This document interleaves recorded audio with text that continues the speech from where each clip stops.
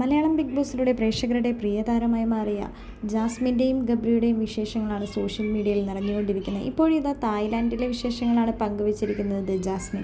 തൻ്റെ YouTube ചാനലിലൂടെയാണ് Jasmine ഈ വീഡിയോകളെല്ലാം പങ്കുവച്ചിരിക്കുന്നത്. ബിഗ് ബോസിൽ അകത്തായിരുന്നപ്പോൾ തന്നെ ജാസ്മിനും ഗബ്രിയും നിരവധി നെഗറ്റീവ് നേരിടേണ്ടി വന്നു. പുറത്തിറങ്ങിയതിനു ശേഷവും ജാസ്മിനും ഗബ്രിയും ആ റിലേഷൻഷിപ്പ് നല്ല രീതിയിൽ തന്നെ തുടർന്നു കൊണ്ടുപോവുകയും ഇരുവരുടെയും ഫ്രണ്ട്ഷിപ്പ് എല്ലാവർക്കും മനസ്സിലാകുകയും ചെയ്തിട്ടുണ്ടായിരുന്നു.